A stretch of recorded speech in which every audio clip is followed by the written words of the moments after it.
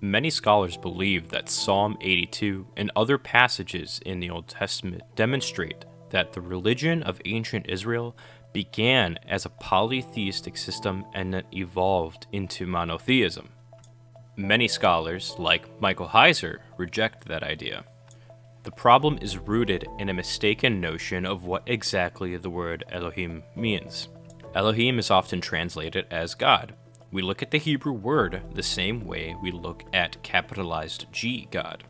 When we see the word God, we by default think of a divine being with a unique set of attributes like omniscience, omnipresence, omnipotence, and so on. But this is not how a biblical writer thought about the term. Biblical authors did not assign a specific set of attributes to the word Elohim. When we observe how they use the word, we can see this. For example, biblical writers refer to half a dozen different entities with the word Elohim, and we can see that the attributes of those entities are not equal. We can see the word applied to Yahweh, the God of Israel, thousands of times. The members of Yahweh's council, gods and goddesses of other nations, demons, the deceased Samuel, and depending on how you interpret Genesis 35:7, it suggests that angels or the angel of Yahweh are referred to as Elohim. So now we ask a simple question.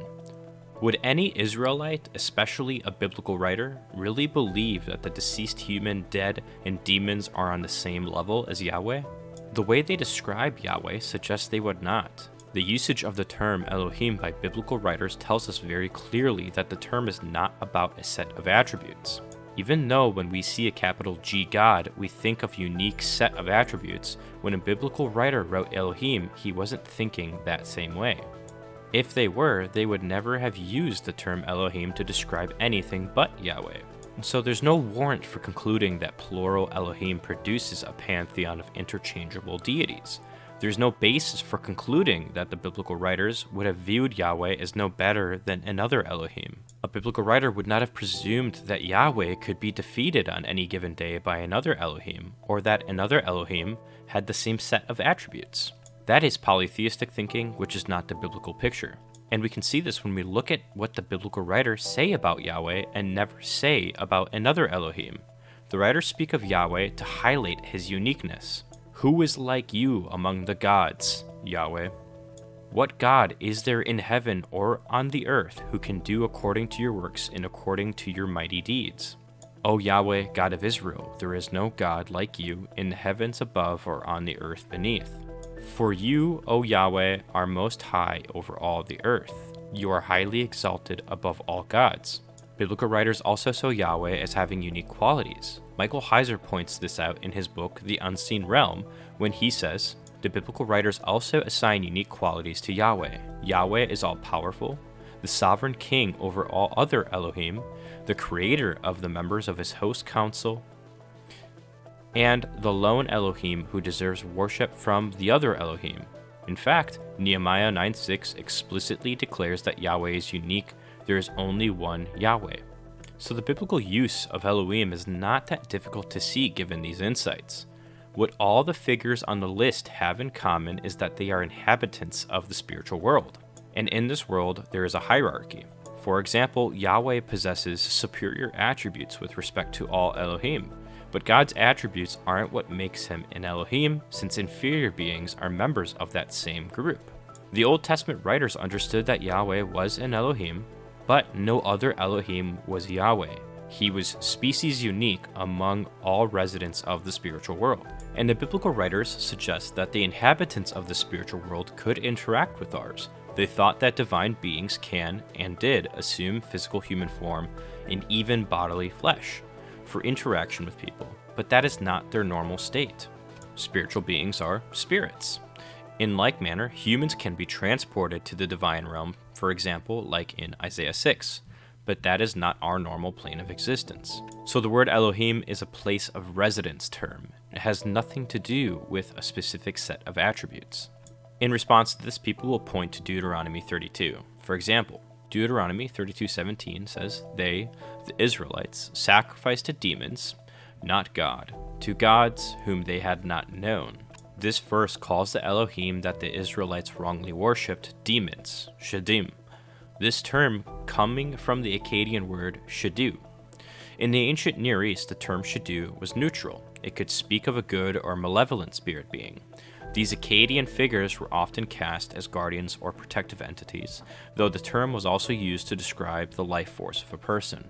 In the context of Deuteronomy 32:17, shedim were Elohim, spirit beings guarding foreign territory, who must not be worshipped. In the wider context of Deuteronomy as a whole, these shedim or Elohim are the gods allotted to the nations. Israel was supposed to worship her own God. And this is the central point of the Shema, the creed of ancient Israel in Deuteronomy 6:4. And there's no conflict since, like we just explored, the term Elohim is not tied to a specific set of attributes. When the Israelites affirmed the Shema, a creed that says Yahweh our God, it was not a denial that other Elohim existed. Rather, the claim was specific loyalty to Yahweh and recognition of his unique covenant relationship to Israel.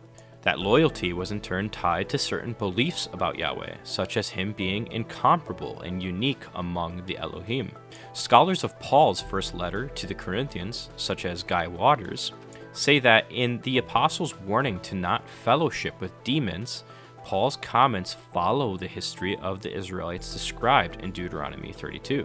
He warns believers against fellowship with demons on the basis of Israel's failure in worshiping other gods. Paul uses the word daimonion, one of the words used frequently in the New Testament for evil spiritual beings, to translate shedim in Deuteronomy 32:17. Paul knew his Hebrew Bible and didn't deny the reality of shedim, who are Elohim. Another strategy employed to deny this view is to bring up the no gods besides me, or the denial statements.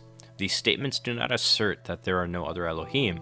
In fact, some of them are found in chapters where the reality of other Elohim is affirmed. We've already seen that Deuteronomy 32:17 refers to Elohim that Paul believed existed. Deuteronomy 32:8-9 also refers to the sons of God. Some suggest that this passage shows Yahweh being on the receiving end of a higher God. But there are many issues with this. This topic is outside of the scope of this video, but for more on this particular passage, I recommend the following two resources. Moving on, Deuteronomy 4:19-20 is a parallel to that passage, and yet Deuteronomy 4:35 says there is no God besides Yahweh. Rather than denying that other Elohim exist, they deny that any Elohim compares to Yahweh.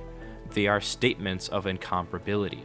We may notice other places the same denial language shows up in the Bible. For example, Isaiah 47:8 and Zephaniah 2:15 have, respectively, Babylon and Nineveh, saying, "There is none besides me." Does this phrase declare that no other cities exist except for Babylon or Nineveh? Obviously not. The point of the statement is that Babylon and Nineveh considered themselves incomparable, as though no other city could measure up to them. This is precisely the point when these same phrases are used of other gods. They cannot measure up to Yahweh. The Bible does not contradict itself on this point. Those who want to argue that the other Elohim do not exist are at odds with the supernatural worldview of the biblical writers. In conclusion, the religion of ancient Israel did not begin as polytheistic and then evolve into monotheism. The ancient writers believed in multiple Elohim but viewed Yahweh as the species unique Most High.